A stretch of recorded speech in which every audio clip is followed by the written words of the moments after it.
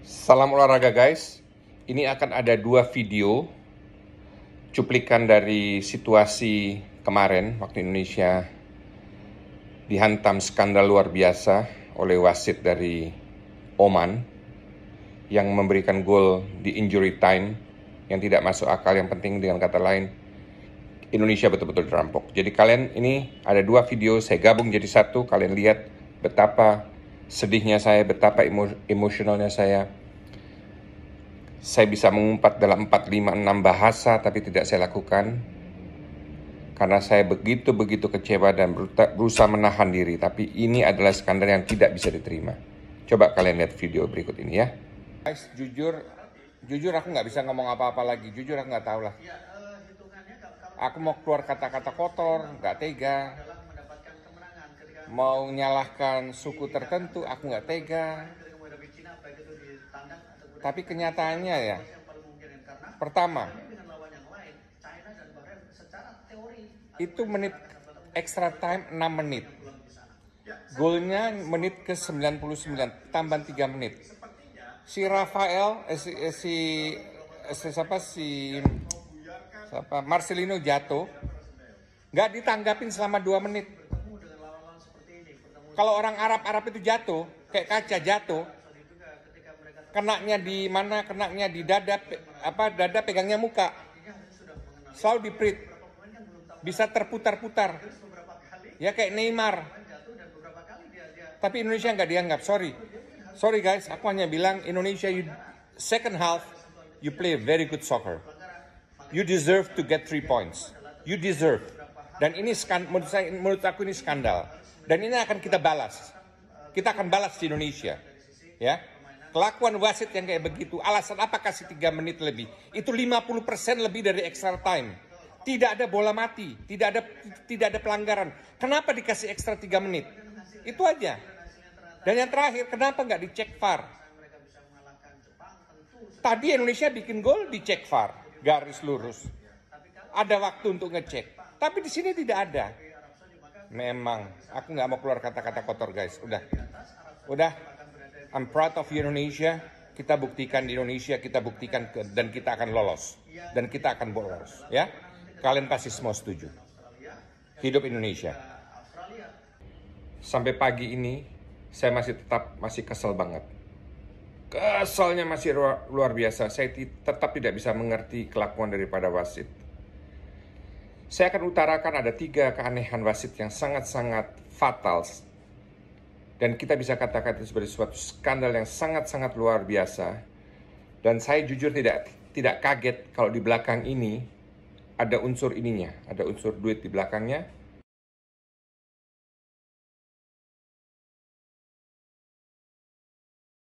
Untuk menyelamatkan tim-tim dari negara-negara Arab supaya bisa lolos. 1. Pertandingan berjalan selama 90 menit. Oke, dikasih 6 menit tambahan waktu, which is sudah more than enough. Karena menurut saya itu 3-4 menit sudah cukup. Dikasih 6, oke lah, itu katakan oke, berjalan. Tapi setelah 6 menit, menit ke 96, 50, menit ke 97, menit ke 98, menit ke 98 setengah dan seterusnya. Wasit tetap menjalankan terus pertandingan itu. Sampai terjadilah corner. Akhirnya karena corner itu terjadilah gol di menit ke 99, wasit langsung memperberhentikan pertandingan. Andai kan pada waktu itu corner tidak terjadi gol, saya yakin pun pertandingan akan tetap jalan sampai menit ke 112 atau 115. Karena they are just waiting for the goal from Bahrain. Sayang sekali sebelum kejadian itu sebetulnya Indonesia mempunyai kesempatan untuk bikin gol ketiga, 3-1. Di menit ke 96 atau 97. Serangan balik yang sangat luar biasa tidak dimanfaatkan. Oke, gak apa-apa. Don't talk about that. Kita bicara wasitnya. Yang kedua, gol Indonesia yang pertama yang jadi 1-1 itu ditunggu lama oleh wasit. Masih harus lihat VAR. Tunggu lama sampai mereka akan mengecek sedetail-detailnya. Kalau memang ada unsur offset sedikit, ada unsur kesalahan sedikit, pasti akan mereka batalkan. Tapi kali ini karena tidak ada unsur itu, dengan berat hati mereka harus memberikan gol itu. Sehingga 1-1. Gol kedua dari Struijk memang sangat luar biasa. Jadi 2-1 dan kita semua sudah euforia, sudah di atas. Dan kita sudah yakin kita akan menang. Ketiga guys. Di samping gol itu terjadi menit ke-99. Saya tetap curiga itu bola yang bikin masuk dalam posisi offside. Pertanyaan saya, kenapa wasit juga tidak sedikit pun berniat untuk lihat VAR?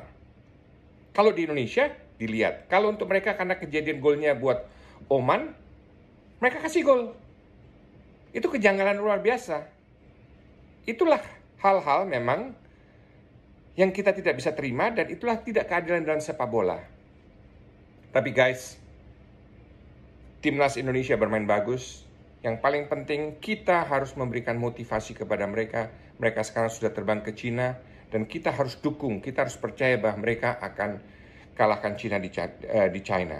Tapi anehnya lagi, tetap aja wasitnya lagi dari Middle East. Pertandingan antara Arab lawan Jepang, kenapa wasitnya nggak dari Middle East? Kenapa wasitnya, saya nggak tahu dari mana, tapi kayaknya orang dari China atau dari Taiwan atau dari mana, whatever, atau dari Korea, saya tidak tahu. Tapi tidak orang Arab. Karena mereka sudah establish.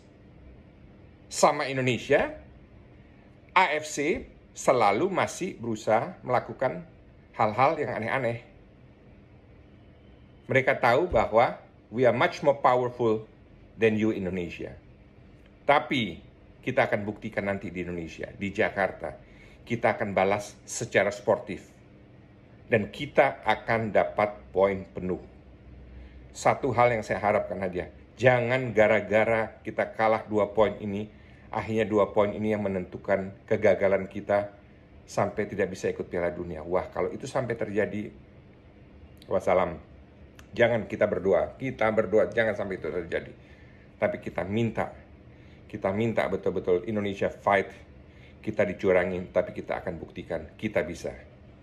Hidup Indonesia, jaya Indonesia selalu, jaya Timnas Putra Indonesia.